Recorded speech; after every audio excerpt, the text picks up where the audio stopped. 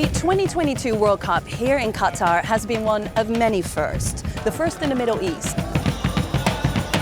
the first in December, the first to allow fans to attend multiple games in a day. However, the tournament has been unprecedented in another way as well. Ever since it was awarded to Qatar in 2010, it's been the first mega sporting event to elicit media coverage that has been as much about politics as it has been about the games. Most of the global reaction really focused less on the selling point of this being a World Cup for the region and a moment of arrival and emergence for Qatar specifically, and seeing it much more as a way to scrutinize many of the internal practices and policies governing everything from migrant labor to many cultural issues, and the kind of so-called clash of values between kind of Western countries that have been very protective over global football in the World Cup in particular as kind of their own right, their own domain. We all know that mega sporting events or any of these kinds of global events that draw the entire world's attention have both positive and negatives. The positive, of course, is to gain recognition, to perhaps get on people's radar. But it's also the time where, everything is on view. You're seeing warts and all. And so Qatar has had 12 years of that. 12 years of negative headlines questioning Qatar's suitability as a host of this World Cup, be it for allegations of corruption in the bidding process or over matters relating to the treatment of migrant workers and LGBT issues. Sam Cunningham is one of thousands of journalists who traveled to Doha to cover this tournament. Now, you are out here to cover the football, but this tournament has obviously been about so much more than that. How challenging has it been as a sports journalist to navigate the politics whilst trying to cover the game? The role of a sports journalist has definitely changed. Just because sport, and football in particular, has got so big in the world. It's completely caught up in global politics and domestic politics. I definitely think a lot of sports journalists now will see that if there are off-field issues that are rising, that it's their duty to report on them. Doha has responded to the critiques with some labour policy changes, and before the World Cup started announced that, quote, everyone was welcome. I believe a lot of the criticism is unjust. Qatari officials have also taken issue with the relentlessness of the coverage, pointing out, not entirely without justification, that some of it was sensationalist, reductive, at times even orientalist. When we look at Western media coverage of Qatar, it runs from the hysterical in the British tabloids to the serious in, say, the New York Times. And indeed, there are stories that have gotten a lot of traction that have just been lazy reporting by people who aren't actually in Qatar. If I wanted to single out one example above all, it would be the February 2021 article that The Guardian published, saying that 6,500 workers have been killed in Qatar since the bid was won in 2010, and suggesting that these were all tied to stadium construction. In fact, the deaths tied to stadium construction were about 1% of that number.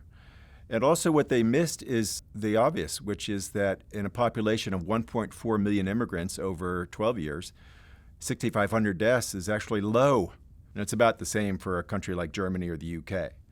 Nonetheless, that number, that 6,500 number, gets repeated all the time. The things that I have found most problematic is that there has been a continuous focusing on a background narrative about this region, Qatar, as this exceptional Arab country which has its own peculiar, somewhat mysterious, and socially and culturally distinct forms of dealing with workers, as opposed to the fact that it replicates many other temporary labor migration regimes in other global contexts.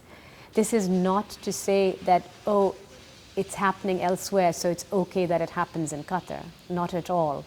Temporary labor migrants are exploitable, and vulnerable in whichever context they work in, right?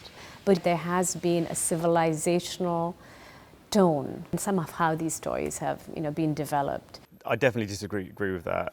For a start, we're not saying there's not issues back home. In fact, there's plenty of issues back home, and these are raised all the time. So I definitely disagree that there's any kind of element of we're just, Western journalists are coming over here and just finding trouble and issues where there aren't. These are legitimate issues. It's only right that people report on them. I guess part of the criticism, though, is that we've had, tournaments hosted by Russia, Olympic Games in China. Why haven't we seen this kind of rigorous coverage of some of these issues before, be it in Russia, be it in China, etc.? I definitely think there has been an acceptance that Russia wasn't reported on as thoroughly as it should have been, and I hold my hands up for that myself. I was out there covering it and, was more writing about how great the tournament was, and then a couple of years later Vladimir Putin started a war in Europe, so we kind of saw how, what happened after what is essentially a big PR exercise for Russia. You still have a kind of a mainstream sort of media machine that has kind of treated this situation quite exceptionally and in ways that we won't necessarily, unfortunately, see in the coverage of future tournaments or in the coverage of past tournaments, and that includes countries like Russia and China, but also like the US and the UK in terms of the legacy of the invasion of Iraq and Afghanistan. So there are clearly blind spots that I think exist within many segments of the media, unfortunately. And again, just to make this absolutely clear,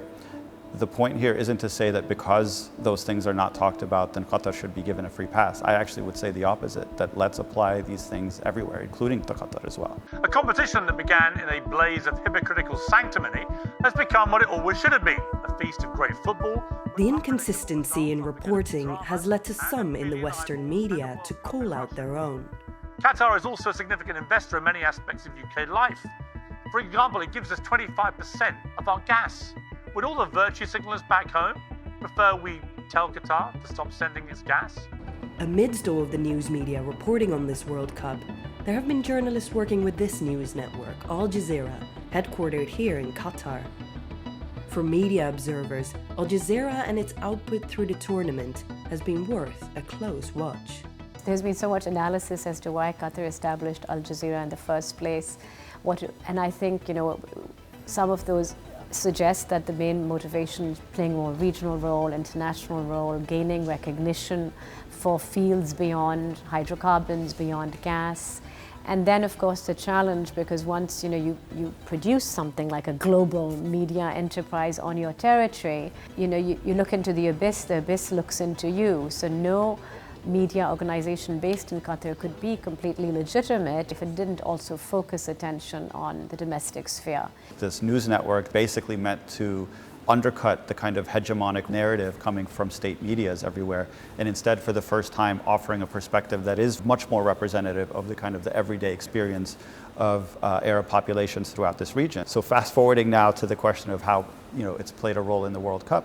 I think part of it, of course, is trying to respond to many of these pressures that Qatar has come under.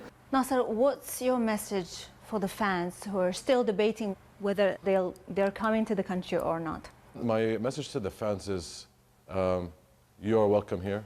I think the coverage within the network has tried to kind of toe a very delicate line. I think there have been kind of some sensitivities, in part because I think the state has taken a very defensive posture given the kinds of attacks that it's been under, and not wanting to see its own network contributing to that. And so I think there have been openings or opportunities to explore some of these issues in more nuance, perhaps.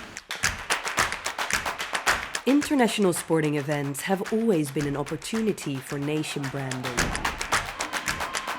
Qatar is trying hard to shape how it will be remembered once the games come to an end on December 18th. Western media certainly haven't helped Qatar's case. Whether they will stay on this story once the final whistle blows remains to be seen. Scholars who study this stuff know that with sport and mega events, there is a long period before the tournament starts, which is incessantly negative. Then after the tournament is over, everybody goes home and we forget the whole thing. So the other question is, will this discussion about human rights in sports continue or simply be forgotten until the next sport mega event?